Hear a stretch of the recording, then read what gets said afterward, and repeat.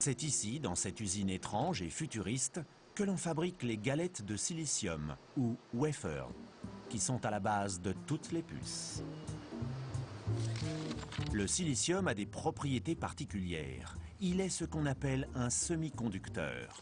Selon le traitement qu'il reçoit, il peut soit conduire, soit bloquer un flux électrique. Cette propriété en fait un support idéal pour les millions de transistors minuscules que doit accueillir une puce électronique moderne. Cependant, en raison de la taille minime des transistors, la base de silicium sur laquelle il repose doit être absolument parfaite. Il a fallu des décennies pour perfectionner le procédé de production du silicium et obtenir une structure monocristalline parfaite.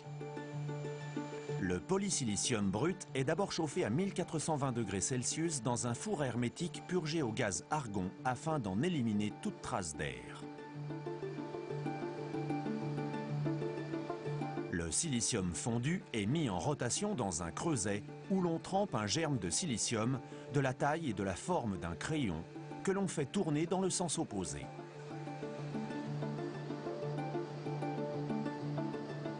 Pendant que le polysilicium refroidit, le germe est retiré lentement à raison d'1,5 mm par minute environ.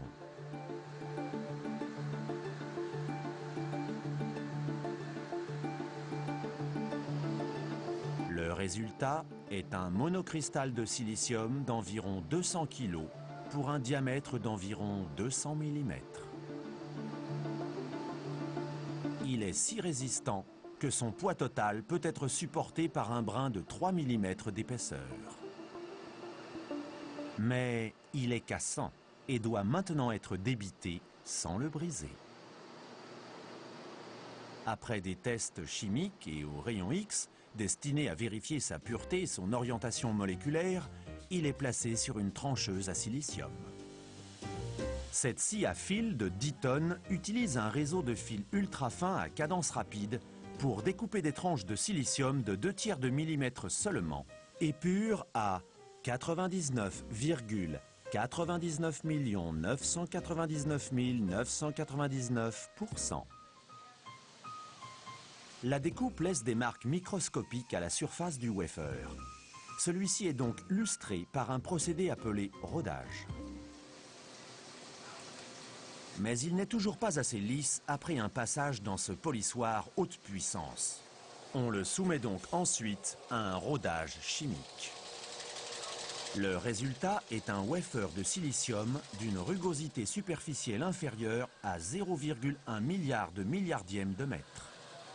Désormais lustrés à la perfection, les wafers sont prêts à recevoir la gravure des circuits. Faire entrer plusieurs millions de transistors sur ces wafers minuscules est le métier des fabricants de puces, comme Texas Instruments. En 1958, l'inventeur du circuit intégré, Jack Kilby, pouvait placer un transistor unique sur sa puce. La dernière génération en accueille près d'1 milliard. Et ce nombre double tous les 2 ans en vertu de la loi de Moore. Naturellement, plus on place de transistors sur une puce, plus ceux-ci doivent être petits. Il y a plus de 250 millions de transistors dans ce circuit et il faut que quelqu'un les fasse rentrer là-dedans. Travailler à une échelle aussi microscopique expose le fabricant à un problème majeur. Lorsqu'un transistor ne mesure qu'un 10 millième de millimètre de large, la moindre particule de poussière suffit à provoquer un déraillement électronique. Avant de se mettre au travail, les employés de l'usine, comme Dane Bailey, enfilent donc une combinaison. Wafer Fab, c'est l'unité de fabrication, là où on fabrique les puces. On commence par un wafer de silicium nu que l'on soumet à une multitude de traitements. Le produit principal que l'on fabrique ici, le processeur de signal numérique, passe par environ 1500 étapes de transformation du début à la fin. D'une surface de près de 18 000 mètres carrés, l'unité de fabrication est une salle blanche de classe 1. Grâce à 12 000 tonnes d'équipements de climatisation, l'air y est 1000 fois plus propre que dans un bloc opératoire. On compte moins de 10 000 particules par mètre cube. Il suffit qu'une particule atterrisse à un endroit critique pour détruire une puce. Pour vous donner une idée de la propreté de cette pièce, le simple fait de marcher produit 5 millions de particules par minute. Pour éviter toute contamination involontaire par le personnel, des nacelles automatisées transportent les piles de wafers d'une étape à l'autre du processus de fabrication. L'étape la plus délicate est la miniaturisation des circuits et leur gravure sur les wafers. La technique utilisée est celle de la photolithographie. Le wafer est d'abord recouvert d'un vernis chimique photosensible qui durcit au contact de la lumière ultraviolette. Dans une chambre noire, un rayon lumineux est focalisé sur une image des circuits, puis traverse une lentille de miniaturisation avant d'atteindre le wafer verni. Après rinçage du vernis, le wafer conserve le dessin des circuits exactement comme une photographie développée. Afin de pouvoir les faire rentrer tous sur le wafer, les composants sont posés par couches, comme les étages d'un gratte-ciel miniature. Les nacelles déplacent les wafers jusqu'à 40 fois, répétant pour chaque nouvelle couche le processus de photogravure.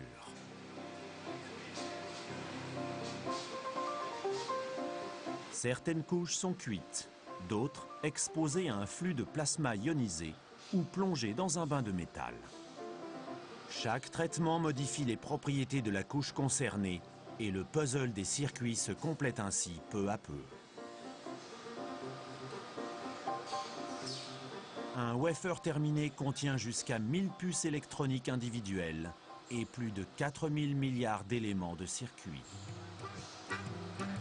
Il ne reste plus qu'à découper les puces et l'odyssée du sable à la carte de circuit prendra fin.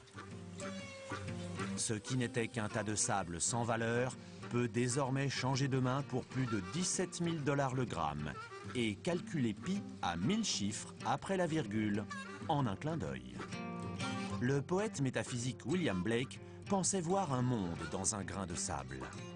S'il y regardait à nouveau aujourd'hui, il serait sûrement surpris d'y découvrir 1 milliard de minuscules transistors.